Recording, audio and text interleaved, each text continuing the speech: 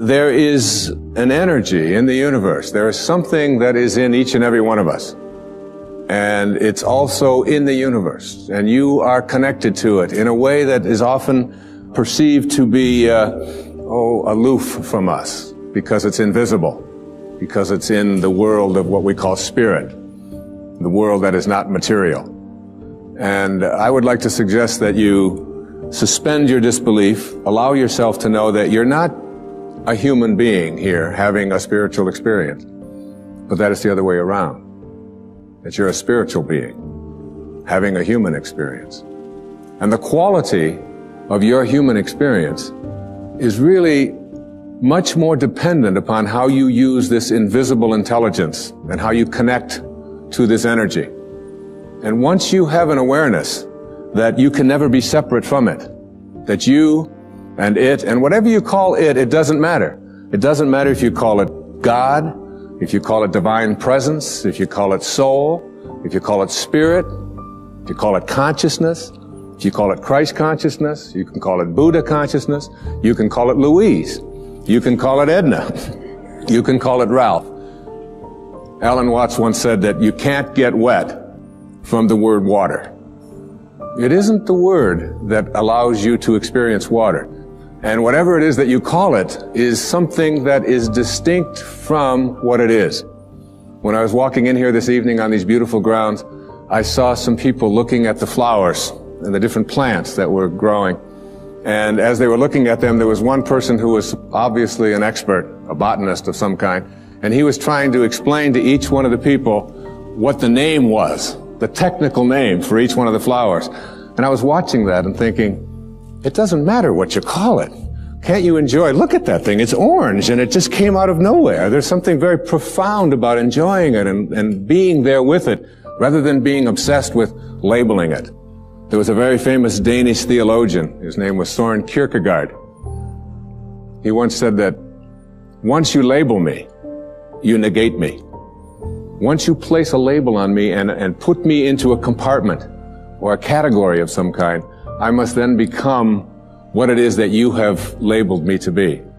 So that we want to be able to live our lives and to practice principles of higher awareness without being so consumed with what I call ordinary human awareness. And ordinary human awareness is just the recognition or the belief system that I am a human being. Maybe I'm having a spiritual experience, I'm not quite sure. But higher human awareness, what is sometimes in the East called Siddhi awareness. In the West, it's been called higher consciousness or Christ consciousness. There's many names for it. But when you get beyond just knowing yourself as this body and this personality and this thing that you inhabit and begin to realize that who you are is that which was never born and can never die. When you recognize your eternal self. And that's what this program is really about. It's really about recognizing the power, the energy, the capacity to be able to do what it says in some of the most holy books that you've ever read, that even the least among you can do all that I have done and even greater things. And that's not just empty words from Holy Scriptures. That's a very powerful lesson that each and every one of us can practice and live every day.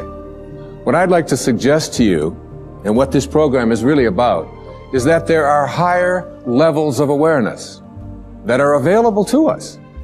A level of awareness that allows us to do things like, and it may sound a bit strange, but to manage the coincidences of our lives.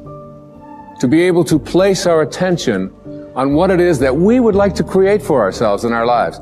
To literally have the power to know that if I think about it, and I keep it there, and I keep that picture firm within me, that there is an energy, a source, a capacity within me that is in the universe and that is also in me. And that I can use this energy, that I can manage it. There are many ways to get the things that we want for ourselves in our lives. But basically, it all begins with how we choose to think. As you think, so shall you be. 7 little words that I think are perhaps the most important things that we can learn and master in our lives.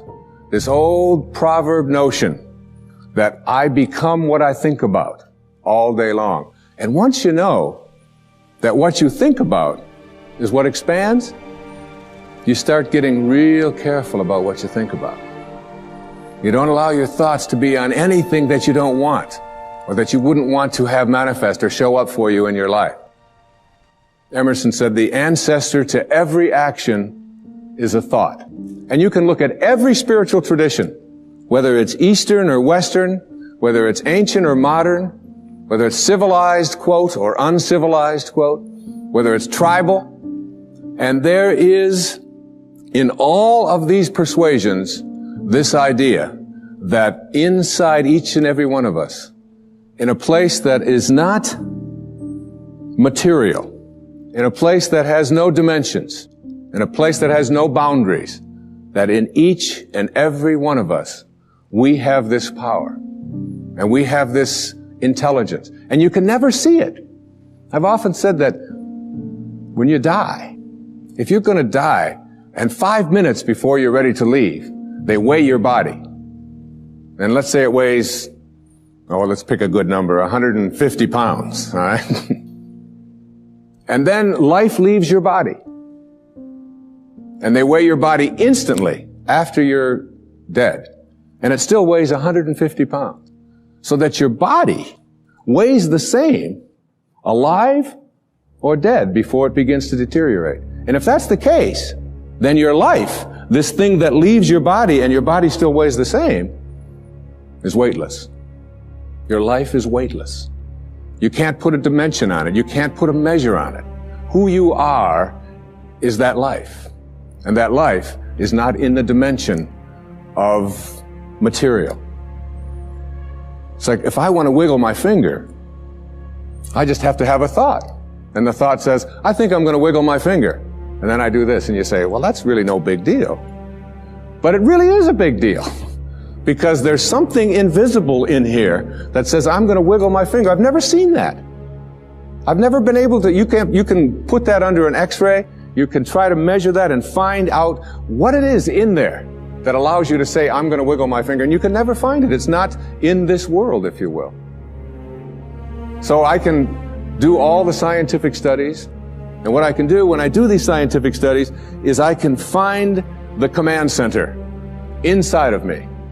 And I can go to the brain and I can point to a specific point, and scientists can do this and say, there's the command center which allows you to have a thought, I think I'm going to wiggle my finger. But there's no computer and there's no scientists and there's no technology that can ever allow us to go inside and say, there's the commander in the command center. Can't find it. And that commander in the command center, that weightlessness, is the part of us that we just don't pay enough attention to.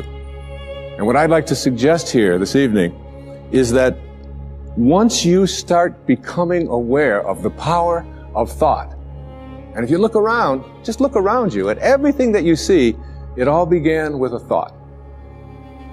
We become what we think about. And that is probably one of the most important principles in learning to manifest. But in my mind, as I think about this idea of getting what you really want and being able to attract it into your life, what we have to look at is basically the obstacles that we have conditioned ourselves. And you notice I say that we have conditioned ourselves, because I have never believed that we need to be putting the responsibility on someone else. If you're conditioned, it's because you have allowed yourself to become that.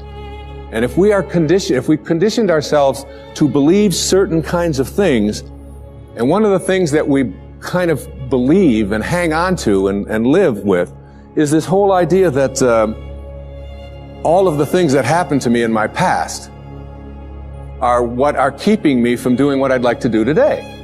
So we hang on to these things and we fill ourselves with blame. You say, I'm the middle child.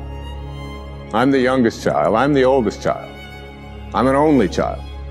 Any one of those is a great excuse.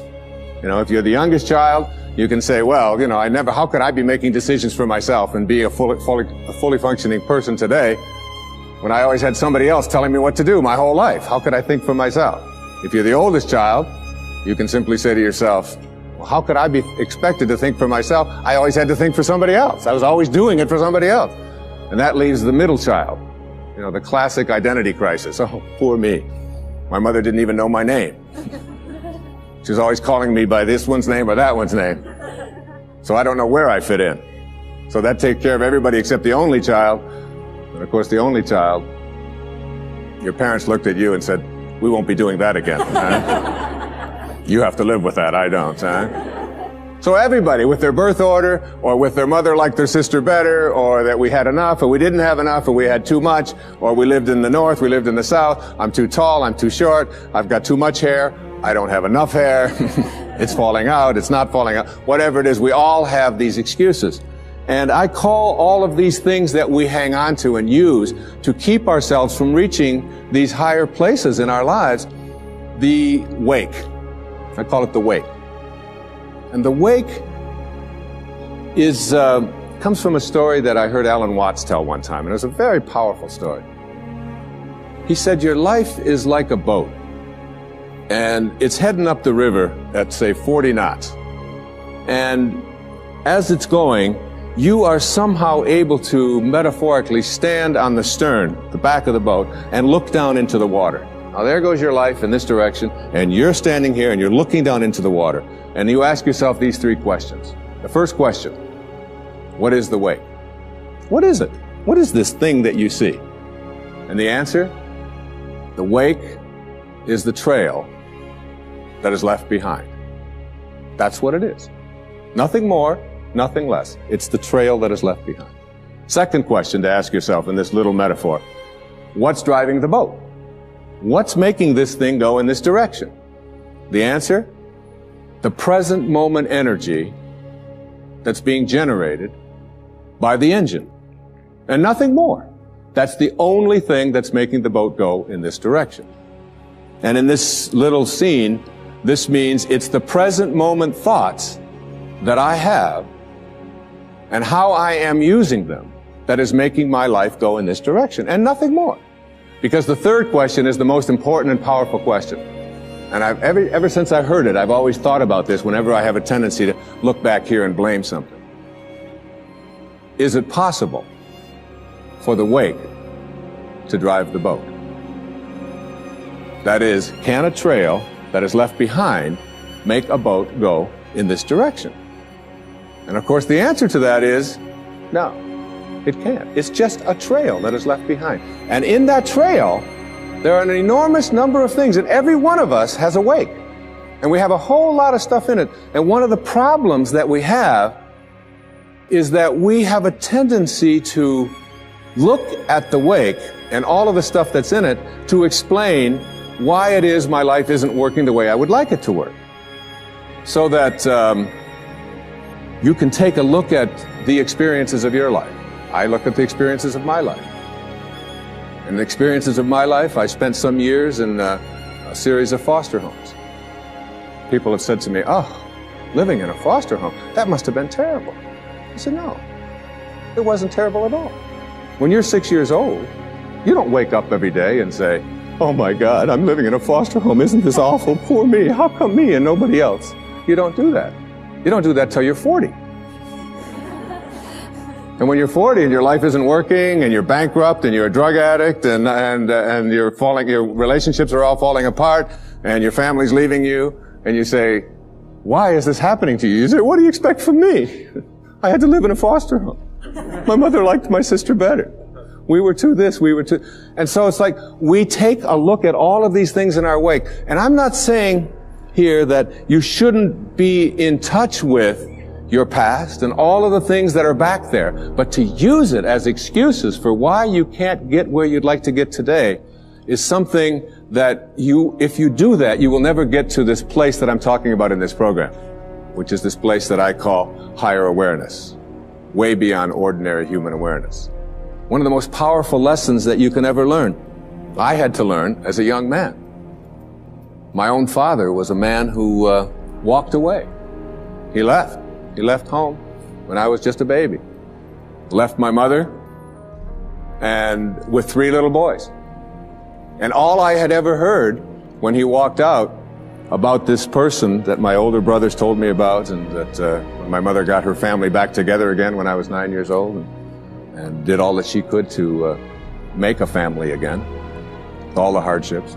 This was a man who never made a phone call, who never sent a penny, who spent some time in prison, who was an alcoholic, who died of cirrhosis of the liver at the age of 49 and was buried in a pauper's grave in Biloxi, Mississippi.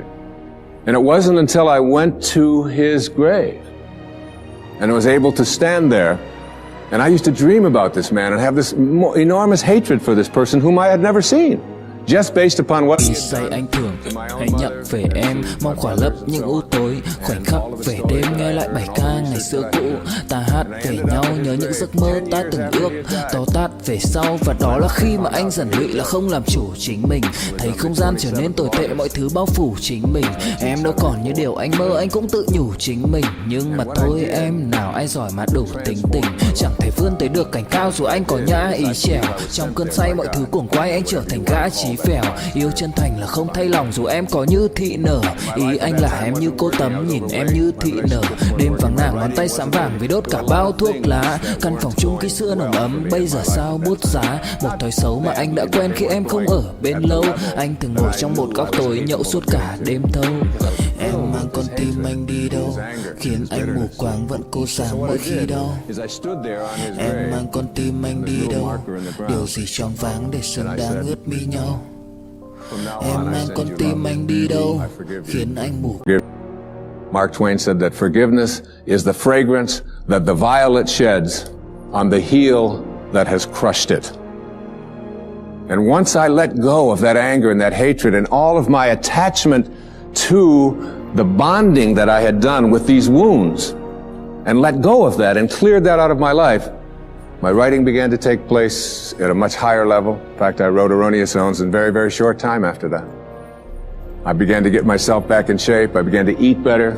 I began exercising, got my weight down. And the people that were supposed to come into my life, like my beautiful wife who sits here with me this evening, all of it was allowed to flow when I released that energy of negativity and blame and hatred. They say that you never die from a snake bite. It isn't the bite. And you can't be unbitten. It's in the wake. What kills you is the venom that continues to pour through you long after the bite has taken place. And that's something we have control over and we can change. And I'd like to suggest that what happens is that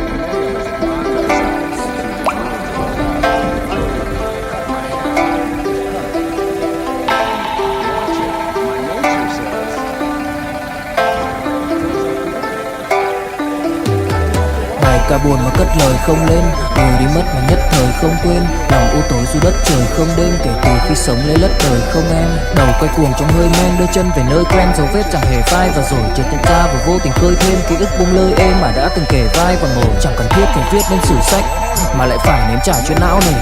Chẳng thể biết thời tiết đẹp như tranh, thực ra là đằng xa có một cơn bão về. Chẳng cần mơ hay chờ đến vạn kiếp để ta được cạn tiếp cho hết tiền giao bôi. Rồi chẳng thể nỡ để vỡ một nhân duyên, nên ta chỉ khấn nguyện chọn đời này chung lối thôi. Những kẻ si mê tới điên thường mơ tưởng cái thiên đường yêu nương được tô điểm, nhưng hận tạo hóa tuyệt nhiên có ai đành biến em thành anh đài tình ta như hồ điệp vẫn mãi giữ riêng đây về giây phút khắc sâu. Chẳng yêu em mà từng chút mắc câu sầu hút hút khuất sau, phải đến bút chắc đau hạnh phúc đâu cần chỉ cho phút bắt đầu. Nhớ đến cái lúc còn gió sương vơi đầy, nhớ hình bóng người nào đó vương nơi này. Trong vài khoảnh khắc mong có được đôi tay ấy cố lau đi bầm ly khi nào thường hơi cay. Xa một người và bước qua cuộc đời không phải xa đi vĩnh viễn mà chúng ta chỉ tạm chịu lấy. Through his writing, his name was Nisargadatta Maharaj, lived in India up until the mid-1980s. And he wrote something called I Am That, which was very powerful and influential in my life.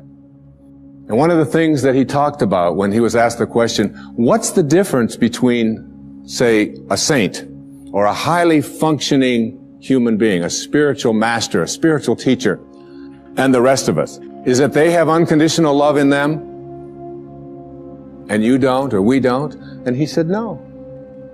He said, saints have unconditional love in them and so do you. He said the difference between ordinary human awareness and higher awareness people is that they have nothing else inside of them. That's all they have. And it's almost like we have to learn how to get that in ourselves. To be able to, well, I always like to use the metaphor of an orange. I love the orange. An orange. It's a simple metaphor. You take this orange and you squeeze it as hard as you can squeeze it. And you ask yourself, and what comes out when you squeeze an orange? Orange juice.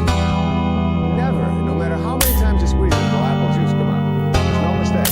Em đến nhẹ nhàng như cách em đi qua cái khang lãng mạn như thi ca, khiến anh chẳng nhớ được gì cả, chỉ chút vừa vã anh ghi và em. Anh không biết được là đôi mình còn gần bên nhau bao lâu nữa. Nhiều lúc anh nghĩ hay thôi mình có lẽ là đừng yêu nhau nữa, vì cãi vã nhiều quá anh mệt lắm, chia tay nhiều quá anh mệt lắm. Tất cả ở em đều mệt lắm, nhưng rồi thời gian cũng hết năm. Em thì vẫn ở đó, vẫn nắm chặt tay, vẫn kể môi sát môi. Anh thì vẫn như vậy, vẫn nghệ sĩ nghèo chỉ có lời hát thôi. Em à, người ta mất nhau trong 2 tuần và ta xa nhau cũng 2 lần. Anh không có phải thằng khờ, cũng biết trái tim đâu đó đã phai dần. Phải cần một sự liều lĩnh để thấy mình còn luyến thương nữa không. Mình sống với nhau như vợ chồng, những tình thế này thì chưa giống. Bài nhạc anh viết vẫn chưa xong, liệu rằng ngày đó có In a way that you find offensive.